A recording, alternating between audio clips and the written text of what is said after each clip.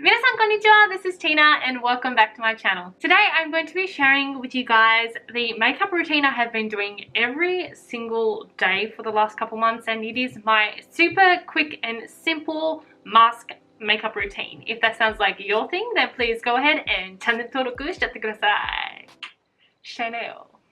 So yes, at this point, most of 2020, we have been wearing these things, masks. For me, it has been mandatory to wear face masks or face coverings in my state for quite a while now. I think it's been probably about 3 months. It is mandatory. If you get caught without wearing a face mask, you can get fined. So it is something of a daily necessity and has become a great part of my life. And because of that, I have changed some things in my kind of makeup routine that I do every single day. My makeup routine has definitely become very, very simple and very quick compared to before wearing masks. I'm going to share with you guys today what I use and how I do it. So let's get into it. As you can probably tell, I have already applied all of my skincare, and yes, there is a big scar on my chin because I recently popped a pimple, but it doesn't matter, does it? Because I'm going to be wearing a mask. Yeah. First off, we have concealer. Today I'm going to be choosing the Etude House Big Cover Concealer. So I have been opting to use a medium coverage kind of creamy concealer when I'm doing my makeup these days, since concealer is pretty much the only base makeup I wear. I try not to go for something that is too high of a coverage, or else it will look kind of awkward when it's just very high coverage concealer on my face. I will be showing alternatives to each step of the routine as well, in case you can't get your hands on one or the other. But as you can see, I'm just applying some concealer under the eyes and then on the forehead, blending it out so it looks just really, really natural. You can also use the Calypso Magic Concealer. That's one that I have been liking to use lately as well. Now I'm going to set the concealer with a translucent powder. Today I'm going to choose the Innisfree loose powder. I have been using this for so long and I'm almost out of this one as well. I'm taking literally the smallest amount, just enough to really set the makeup, but not enough to make it cakey or dry, and just applying it in the areas that I applied concealer. And if you are someone who has oily eyelids, a good option is the Fenty powder or a pressed powder. This one's translucent as well, so it doesn't add any color, but it mattifies your lids and help to keep the eyeshadow on for a long time too. So the eyeshadow I've been using often lately is the Vavi Mellow Bling Bling Eye Gem in number 3 Brown Topaz, but I do think this one's a little bit hard to get, although I love the creamy texture. Other options are the Etude House Air Mousse Shadow in the BR404, or even the Innisfree My Eyeshadow Glitter in number 3. All of them have a kind of burnt, warm brown, like a orangey brown, which I feel like works with my eyes and works for a lot of people. And I feel like you can use it in kind of many seasons. So I've been going for this sort of shade lately. So once I've applied it pretty much all over the top lid, I'm going to grab a little bit and apply it to the bottom lash line as well. I'm essentially framing my eyes to give it some definition. Next, to create a little bit of a gradient, I'm going to grab a lighter gold shimmery shade. The two options are actually both Etude House, the Bling Eye Stick in Ivory Baby Star number 8, or the one I have chosen today is the Play 101 pencil in shade 7. With this one, I just apply it to the inner corners, mainly on the bottom and then a little bit towards the top as well.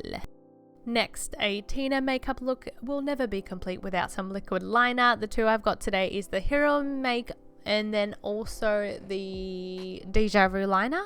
I honestly can't remember which one I used in this video. I'm checking out the tips. Which one am I going to choose? I'm going to go with the Deja Vu. Yeah.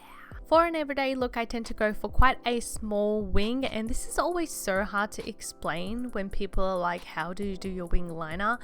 Basically, I use the length of the tip of the pen and just like lay it flat on my skin, almost like a stamp, and then draw it in. Do you get what I mean? Does that make sense? I don't know if it makes sense, but basically look at the video and this is how I do it. To be honest, my liner on this day was pretty uneven, but you know, we just gotta deal. That's what happens when you want to do eyeliner. And before I move on to applying my mascara, I'm just going to quickly curl my lashes with the Muji eyelash curler. Next, I'll be using my absolutely favorite mascara, the L'Oreal Telescopic Carbon Black. I do tend to be quite generous with my mascara and layer quite a bit since I don't wear any false lashes or eyelash extensions. And of course, we cannot forget the brows. I'm using the Focalure Eye Brow Pencil in number 4. On a daily basis, I don't do very intense brows. I really do just quickly shape them and fill them in with a little bit of color. So I tend to use a pencil since it's very quick and easy.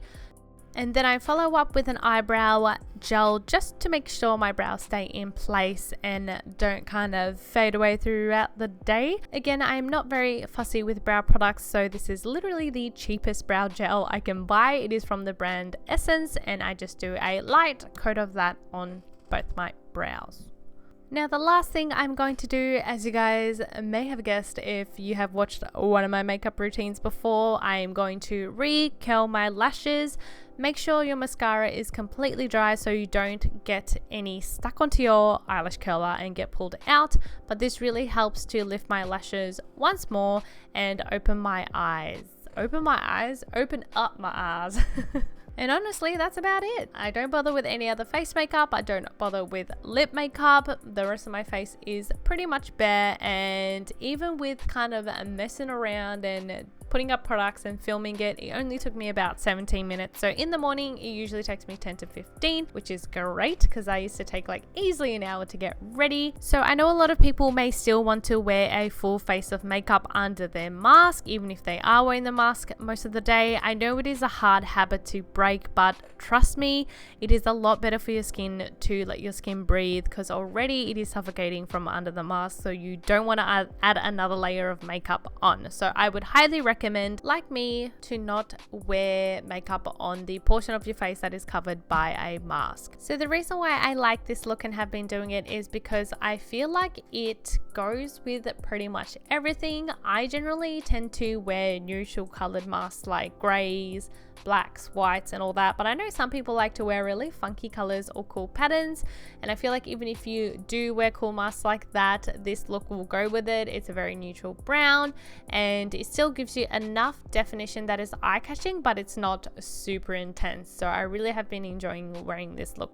There you have it, guys. That is my super quick and simple mask makeup routine. I hope you enjoyed it. And super happy news happened yesterday for my state. We are actually finally coming out of lockdown, a very long, strict lockdown, which is really, really exciting. No matter where you are, I hope you are staying very safe and healthy. And I guess I'll see you guys in the next one. Bye! Doesn't really work, does it?